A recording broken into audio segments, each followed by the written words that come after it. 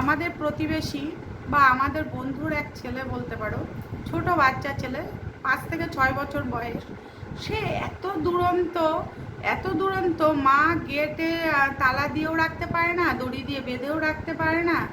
আর স্কুলে গিয়ে তো একে মারছে তাকে মারছে, মানে বন্ধুদেরকে হেনস্থা করছে, প্রচণ্ড দুষ্টুমি করছে।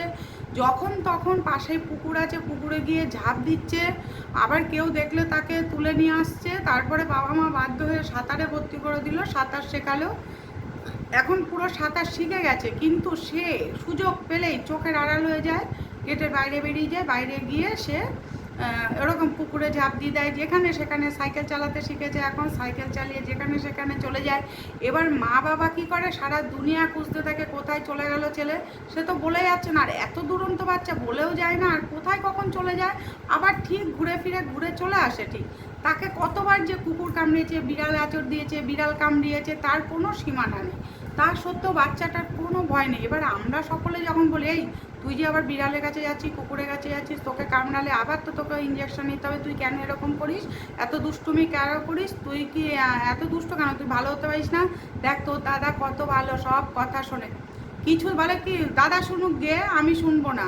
আমি বলছি, এই যে বিড়াল কামড়ে আনলো তোকে, তোকে এত ইঞ্জেকশন দিতে হলো, তুই আবার বিড়াল ধরছিস। হ্যাঁ বিড়াল ধরছি, কী হয়েছে, বিড়াল আমাকে কিছু করে না। এবার যেখানে ও যাক সেখানে কুকুররা ওকে ছেঁকে ধরে। গেছে বৃন্দাবন, হরিদ্বার, সেখানে ঘুরতে গেছে। ওর মা বলেছে কি, দেখ এখন কিন্তু ঠাকুর মন্দিরে যাব, কুকুর কিন্তু ছোঁয়া লাগাবি না, কুকুরকে ধরবি না কিন্তু। ও করেছে কি, ও কুকুর ধরেনি, ওর মা বাবা দুপাশে দুজন হাত ধরে রেখেছে যে ও কুকুরকে ধরবে না। কিন্তু যত কুকুর ছিল ওখানে, প্রত্যেকটা কুকুর ওর সামনে গিয়ে ওর গা ঘেঁষে ঘেঁষে সমানে যাচ্ছে। ওর মা বলছে, আমরা ছেলেকে আটকে রেখেছি, অথচ কুকুরগুলো যাচ্ছে না ওর সামনে থেকে। বাধ্য হয়ে মা বাবা ওকে ধরে নিয়ে গেছে। এবার কুকুরের তো ছোঁয়া লেগে গেছে, কি করবে, বাচ্চা মানুষ তো, ওখানে আর কি করে জামা কাপড় ছাড়াবে। বাধ্য হয়ে ওখান থেকে নিয়ে গেল, নিয়ে গিয়ে জামা কাপড় ছাড়িয়ে টাড়িয়ে আর পারলো না। তারপরে যাই হোক, ঠাকুর মূর্তি দর্শন করে পুজো টুজো দিয়ে তারা চলে আসলো। চলে আসার পরে যে ওর মা তাই বলছে যে, দেখো কুকুরদের কাছ থেকে আমি ওকে দূরে সরিয়ে রাখি, কিন্তু কুকুররাই ওর গায়ে ঘেঁষে যায়। আর ও যেখানে যত কুকুর দেখে না, সমস্ত কুকুর যেন ওর সামনে চলে আসে, ও সবার মুখে চুমু খায়, আদর করে, কান ধরে ইয়ে করে, কান মাথা ডলে, কিন্তু কিচ্ছু করে না কুকুররা, ওকে এত ভালোবাসে। তা আমরা সবাই বলি কি, তোমার ছেলে মনে হয় আগের জন্মে কুকুর টুকুর ছিল নাকি গো। হতে পারে, বলা যায় না, ভবিষ্যতে মানে আগের জন্মে কে কী থাকবে, কে কী করবে, সেটা তো আমরা কেউ বলতে পারি না। না, এত দুষ্ট বাচ্চা, সেই স্কুলে গিয়ে এরকম প্রত্যেকটা বন্ধু বান্ধবকে এরকম মারধর করে, তাদের টিফিন চুরি করে খেয়ে নেয়, ব্যাগ ছুঁড়ে ফেলে দেয়, এরকম দুষ্টুমি করে। একদিন স্কুল থেকে টিচাররা ডেকে পাঠিয়ে যে বাবা মা কেউ একজন আসলে হবে। তা ওর বাবা গেছে, বাবা যাওয়ার পরে বলেছে যে কি হয়েছে, তখন বলছে আপনার ছেলে এরকম এরকম করে, খুব দুষ্টুমি করে।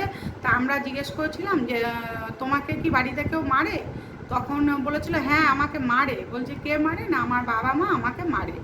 তখন টিচাররা তার বাবাকে বলেছিল যে দেখুন, ও তো এমনিতে খুব দুষ্টু বাচ্চা, ওকে সব সময় যদি আপনারা মারেন তাহলে ও কি হবে, ও সাহসটা বেড়ে যাবে, আর এবং ভাববে মনে মনে যে ও আমি তো দুষ্টুমি করছি, আমি তো মার খাচ্ছি, তা আমি তো মার খাবোই, তা আমি দুষ্টুমি করেই যাব।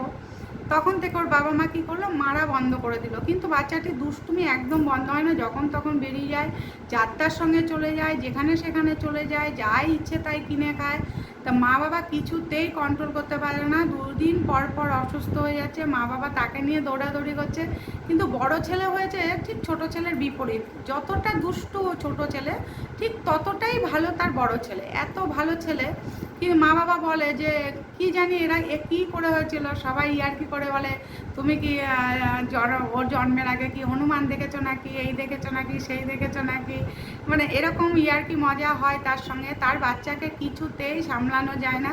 তা আমরা বলি যে তুমি বলে পারছো ভাই, না হলে আমরা হলে সত্যি এতদিনে মনে হয় অস্থির হয়ে যাবে। তাই মা যখন হয়, সন্তানরা যত দুষ্টুই হোক, মা ঠিক কিন্তু সামলে নিতে পারে, আর কেউ না পারলেও মা কিন্তু ঠিক পারে সন্তানদের সামলিয়ে নিতে।